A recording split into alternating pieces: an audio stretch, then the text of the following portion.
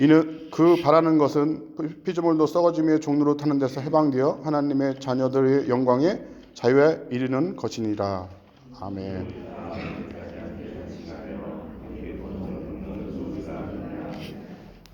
여기까지 읽겠습니다. 참 로마서는 하나님의 복음이 무엇인지 정확하게 체계적으로 나타내고 있습니다.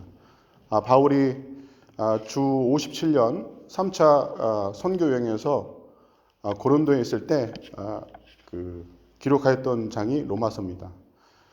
바울은 사실 동로마에서 사역하면서 서쪽으로 가면 끝이 스페인이라고 생각했습니다.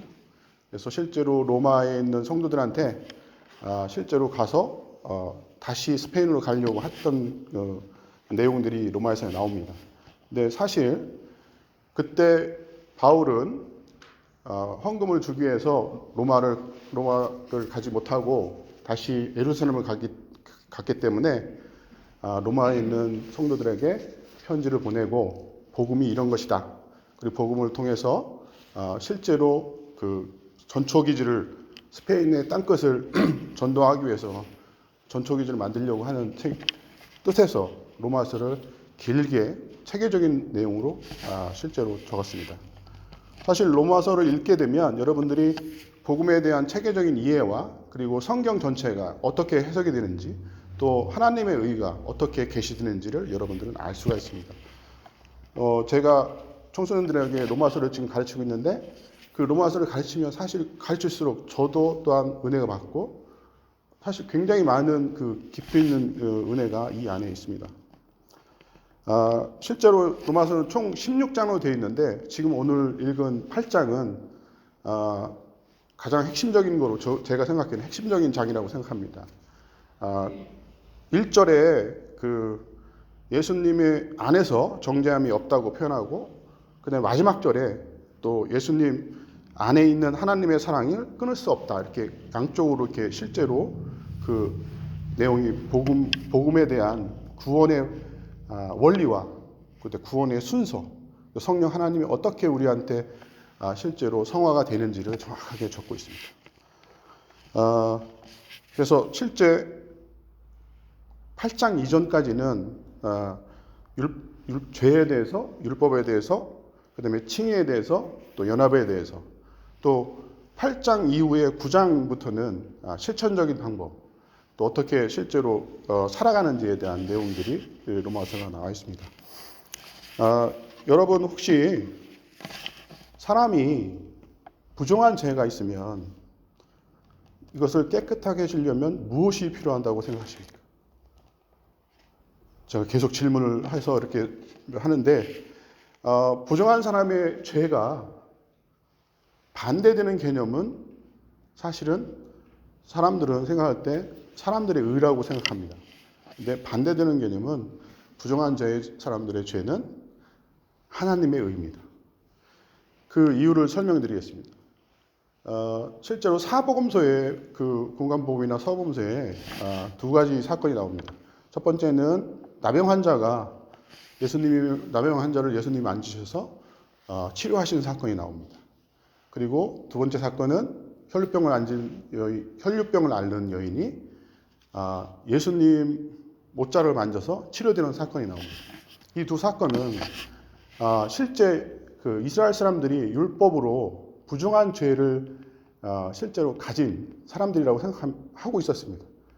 실제 나병은 사람들이 아무리 의로운 사람이라고 해도 나병 환자를 만지면 그 죄가 사람한테 전가되기 때문에 실제로 그 부정한 사람이 된다고 생각하였고 그 부정한 사람은 제사장에게 구하서 실제로 율법을 통해서 하나님의 의가 덮어져야지만이 실제로 부정하지 않다고 생각했고 의롭다고 생각했던 것입니다. 또 혈루병을 앓는 여인도 마찬가지입니다. 피를 흘리는 사람들은 부정하다고 생각해서 똑같이 만지면 그 사람이 만지면 똑같이 부정하다고 생각했던 거죠. 그런데 예수님을 만졌는데 예수님은 하나님이시고 사람이시기 때문에 오히려 역으로 나병 환자가 치료됐습니다. 오히려 역으로 혈루병을 앓는 여자가 치료되었습니다.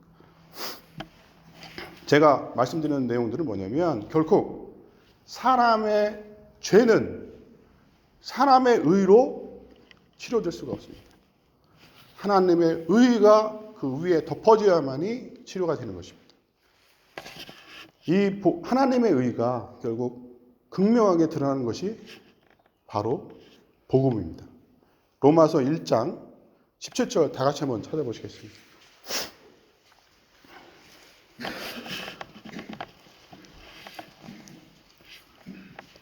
자, 다 같이 읽겠습니다. 시작. 하나님의 기록된 바 오직 의인은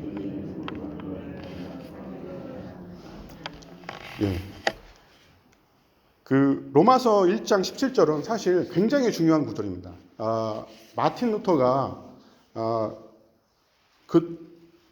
자기가 갑자기 친구가 죽자 사망에 대해서 생각하고 죄에 대해서 생각하면서 평생을 죄에 대해서 떨쳐버리려고 생각하고 많은 것들을 했습니다. 근데 결국은 죄를 떨치지 못하자 어드바이스를 받아서 성경을 가르치는 교사가 됐습니다. 성경을 가르치면서 로마서 1장 17절을 딱 읽고 이게 사람의 죄는 결코 구원을 받을 수 없구나. 사람의 의로서는.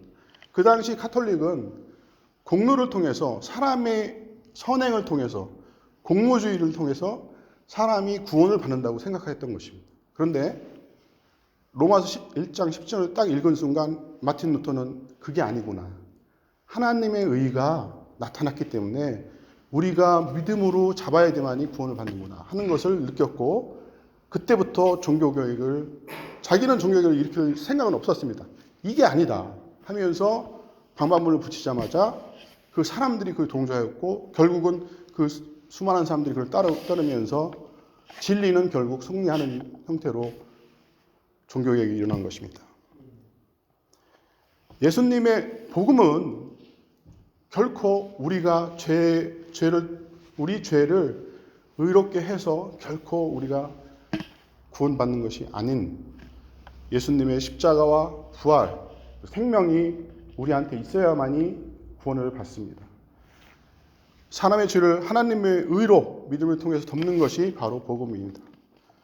근데 많은 사람들이 복음을 오해합니다.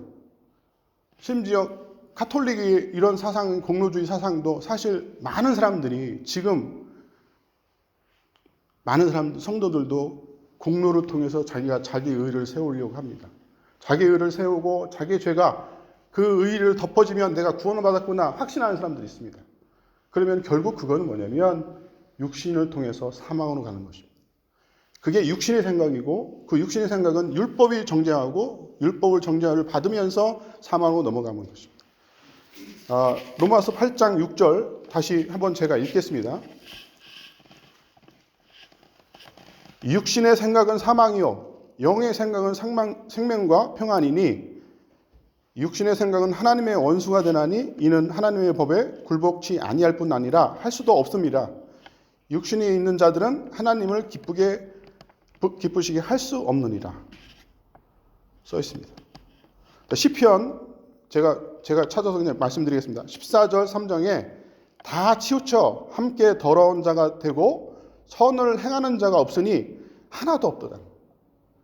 결코 사람이 어떤 형태로든 사람의 의지나 노력으로 구원을 받는 것은 절대 아닙니다. 그것은 육신의 상황이고 육신은 결국 하나님을 기쁘게 할 수 없습니다. 그러면 어떻게 우리가 하나님의 의를 알까요? 원래 사람은 육신이 있고 영이 있지만 영은 죽어 있었습니다. 성령 하나님이 복음을 통해서 들어오면 우리 영이 살아납니다. 그 영이 살아나고 영의 생각을 우리는 하나님의 의를 생각하게 됩니다. 결국 성령 하나님이 의가 무엇인지 예수님이 행하신 복음을 통해서 하나님의 의가 우리 죄인에게 덮어지는 것이 무엇인지를 믿음으로 가게 하는 가이드 역할을 하는 것입니다. 영의 생각은 하나님의 중심에서 생각하는 거고 육신의 생각은 나 중심에서 생각하기 때문에 항상 여러분들이 하나님 중심, 예수님 중심으로 생각을 하게 되면 그게 바로 영 안에 있다는 증거입니다. 믿음의 길을 가는 사람들은 항상 가이드 같은 성령 하나님이 여러분들의 죄와 여러분들의 연약함을 알고 있습니다. 때로는 여러분들이 회개하게 하고 때로는 여러분들이 힘들어합니다. 그것을 성령 하나님은 아시고 간구와 기도로 계속 기도를 드립니다. 로마서 8장은 그런 내용들이 다 나와 있습니다. 그러면 여러분들은 하나님의 이 복음을, 하나님의 의를 어떻게 복음으로 여러분들 안에 적용을 할 수 있을까요? 첫 번째, 하나님의 의가 드러나면 우리에게 덮어진 복음은 여러분을 죄에서 해방시키는 소식으로 믿음으로 받는 것입니다. 로마서 8장 2절, 이는 그리스도 예수 안에 있는 생명의 성령의 법이 죄와 사망의 법에서 너를 해방하였습니다. 원래 복음은 헬라어로 유앙겔리온이라는 뜻이라는 말입니다. 그 유앙겔리온은 왕이 전쟁에서 승리해서 그 승리한 소식을 전하는 것을 뜻합니다. 이 승리의 소식은 우리가 믿음으로 받아야 됩니다. 그러면 그 왕은 누굽니까? 예수님이십니다. 모든 사람이 죄로 인해서 어떤 사람도 죽음을, 사망을 통과하지 못했습니다. 다 실패했습니다. 나사로조차도 예수님이 살려주셨지만 다시 나사로는 죽었습니다. 오직 한 분, 인간이신 한 분, 하나님이시며 인간이신 한 분이 사망을 통과하시고 승리하셨습니다. 그 승리한 소식이 여러분한테 도달하면 그게 여러분한테 해방의 소식이 되는 것입니다. 근데 많은 사람들이 그 해방의 소식을 들었어도 내가 해방되었다는 느낌을 안 받습니다. 마치 어떤 거냐면 우리가 일본의 지배를 받았을 때 일본이 일본이 패배하면서 해방됐다는 소식을 모든 나라가 다 들었습니다. 그런데 섬이나 이런 데는 그 소식이 못 간 겁니다. 그 사람들은 그때까지도 해방이 됐다는 걸 몰랐죠. 그거와 똑같습니다. 그 섬에 사는 사람들하고 똑같은 상태입니다. 그래서 믿음을 실제로 이런 해방의 소식을 들으면서 우리가 실제로 계속 성령 하나님의 가이드를 받으면서 우리가 기쁨으로 해방의 소식을 누리는 게 바로 하나님의 의를 우리에게 적용시키는 하나의 원리입니다. 두 번째, 하나님의 의가 드러나면 여러분들은 하나님의 관계가 회복됩니다. 8장 14절에 무릇 하나님의 영으로 인도를 받는 그들은 하나님의 아들이라. 너희는 다시 무수한 종의 영을 받지 아니하였고 양자의 영을 받았으므로 아바 아버지라 부르짖느니라. 성령이 친히 우리 영으로 더불어 우리가 하나님의 자녀인 것을 증거하시나니. 삼위일체 하나님의 역사는 실제로 성부 하나님은 구원을 계약하셨고 성자 하나님은 순종하셔서 실제로 실행하셨고 성령 하나님은 그것을 우리에게 적용시키는 것입니다. 그래서 우리가 적용시키면 결국은 우리가 자녀가 되는 거죠. 하나님의 자녀가 되는 건데 그러면 구원의 계획은 결국 자녀까지 되는 것입니다. 하나님의 구원 계획이 결국 성령을 통해서 우리한테 자녀가 되는 것까지 진행이 되는 것입니다. 세 번째는 하나님의 의가 드러난 사람은 우리 육체가 십자가에 예수님과 함께 죽었고 영은 예수님의 부활에 참여되어 영생에 살게 하는 것입니다. 8장 9절에 만일 너희 속에 하나님의 영이 거하시면 너희 육신에 있지 아니하고 영이 있나니 누구든지 그리스도의 영이 없으면 그리스도의 사람이 아니라.